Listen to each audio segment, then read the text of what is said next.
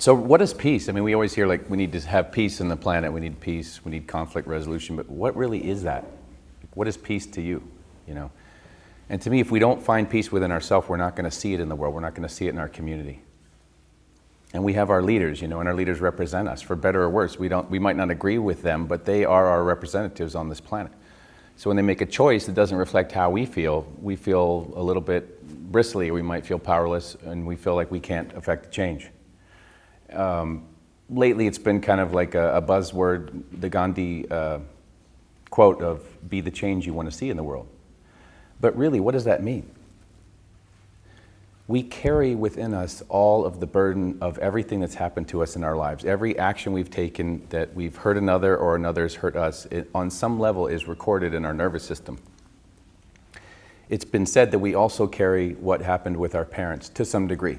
Now, a lot of you have heard me speak, so I'm not going to, go into a lot of that. But there's something called epigenomes, which are these little attachments of aminos onto our DNA that stores trauma. It actually records the things that we go through.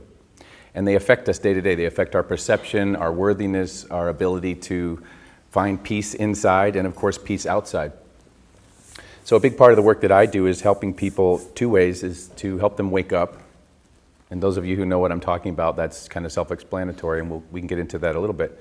But the other is to help release the burden that we carry, the debris that causes us stress, the stuff that affects us day to day in our life. So to me, the first thing is to really see what it is that we carry. And so if you think of a boy, maybe a young Palestinian person who grew up in that environment, his whole life he was told, this is how the Israelis are. They're these kinds of people. This is what they do. This is, so he grows up in this environment of probably not so pleasant point of view about the other person or the other, whoever the conflict is with. So as that little boy grows up, and maybe he becomes the leader of that organization or nation or what have you, but he's carrying all of that program that he's been told, and all the things that he's seen, and all the things that have happened to him. Maybe he was bullied. Maybe the soldiers showed up at their door and did a random search of their apartment, like more than once.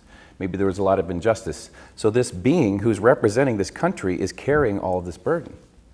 Now, how's he going to come and resolve conflict with this other side, who also is a leader, who once was a child, who came up in that environment? Maybe he was told the opposite.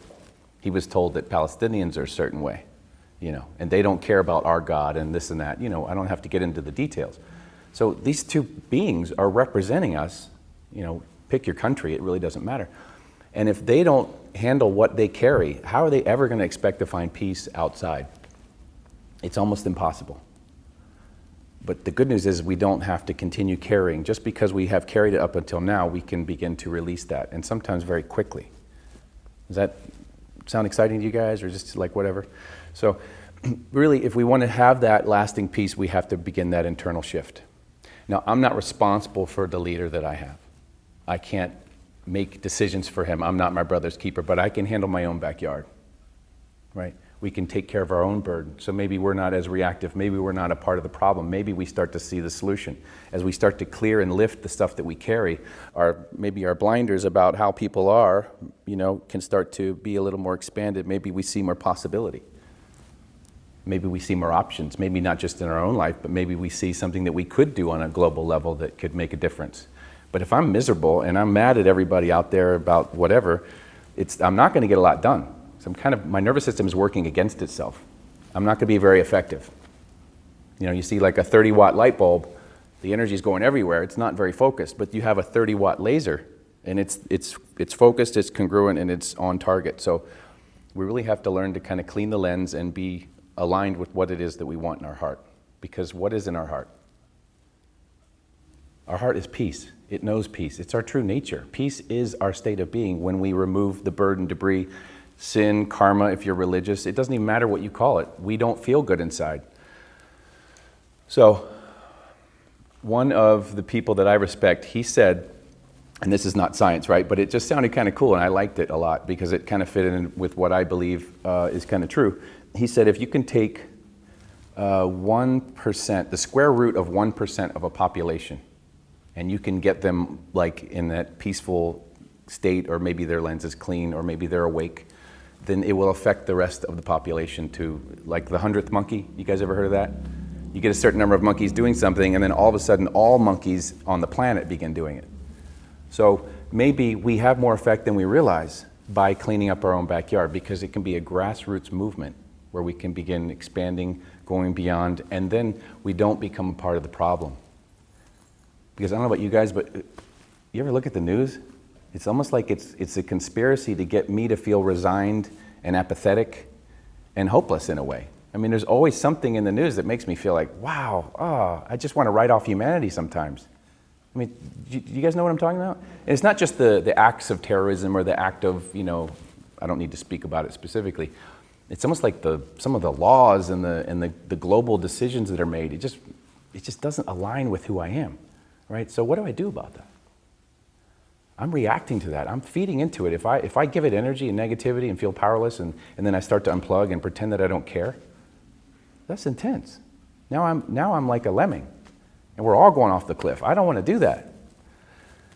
So what I want to give you guys tonight is a little experience of maybe something of how this actually works. Now, a lot of you took my training yesterday, and we've been working all weekend and doing all kinds of wild stuff, so you guys are already feeling good. But there's some of you who haven't experienced this. So rather than work on you in the physical sense, because normally I work with physical and emotional issues and stuff and helping people clean up so they can be pain-free, let's work in a sense of maybe a resolution. I work a lot with relationships, with couples. And they'll come in and they can't even look at each other. They're like ready to, call it quits. And they'll sit across. They'll sit down and they'll immediately. What do they start doing? What do people do when they're like in an argument? What's the first thing people do? Anybody? This is interactive. We don't have to be all formal. Yeah, we blame the other person, don't we? Right? And what is it? Was it Black Elk or whoever said 3 fingers point back at me when I pointed at another? But really, what do I do in that moment? You know what I do. What do I do, Brenda? I cut them off, right? Do I let people tell their story? No, because if telling your story was going to help you, it would have helped you 20 years ago. It's not about your story, because the stories change. Have you noticed it's always another person to get mad about, or mad at? So what we do is we have them turn it around, and I just have them notice, okay, when you think about all the things your wife does, where do you feel it in your body? This is a sacred, sacred moment. Because now they begin to own their power. They begin to take responsibility instead of being a victim and a blame, which doesn't go anywhere. They start to take responsibility for what they contain, what they carry, right? So if you guys want to play with me, we're going to have a little, just kind of an experience of this. I want you to get a sense of somebody you either hate, right? Someone that you're not getting along with. Maybe it's a boss. Maybe it's your landlord. Maybe someone you had a recent fight with. Does everybody have somebody? Maybe it's a relative you don't speak to anymore, and maybe they're mad at you. I don't know, but just notice: does everybody have something or somebody that they can get a sense of that they have maybe a conflict with, right? Does everybody have something, or you want me to help you? No, just think of the holiday. If you have a problem, just start thinking about the holidays. That brings it up for everybody, right? I mean, it just does, right? And maybe it's somebody that's passed on because they're not physically alive. Do you think that you can't still be bothered by them? Who has a parent that's passed away, but you still got their 8-track tape running in the background, right?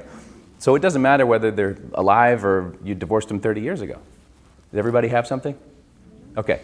So what we're going to do is we're going to take a 0 to 10 of the intensity of what you feel that conflict is, the hopelessness, the anger, the resentment, whatever it is that you're carrying. What's a 0 to 10 that you feel? Just get a number. I mean, it doesn't have to be exact. It's just something that you get a kind of a meter for it. Everybody have their number? And if you need help, I'm good at bringing stuff up. So if you want some help, we can help you. Everybody have their number? Okay, good. You're doing great. So if you can just play along with me, just close your eyes. Because when we remove one of the senses, what happens? The others become more acute. They become more sensitive. So just by closing your eyes, you can start noticing the other 4 senses. The senses that we're interested in right now are the kinesthetic. Notice where you feel what you feel in your body when you think about that person. When you think about what they did, when you think about who they are, the injustice, the letdown, the betrayal, whatever happened. Just really get a sense of where that lives in your body. Maybe reassess your 0 to 10. What's the intensity? Just notice that number. Now, rather than stay in the story, you're going to stay in the sensation. You're going to stay. I didn't say feeling, I said the sensation, right? It's not about anger. It's about the feeling of it. Is it heat? Notice, is it like a pulling sensation? Is it a vibration, a twisting, compression? Just see what that feels like in your body. Get a sense of that. I'm going to do silent magic for 30 seconds, and then I'm going to tell you what I did afterwards. So just feel that sensation. Here we go.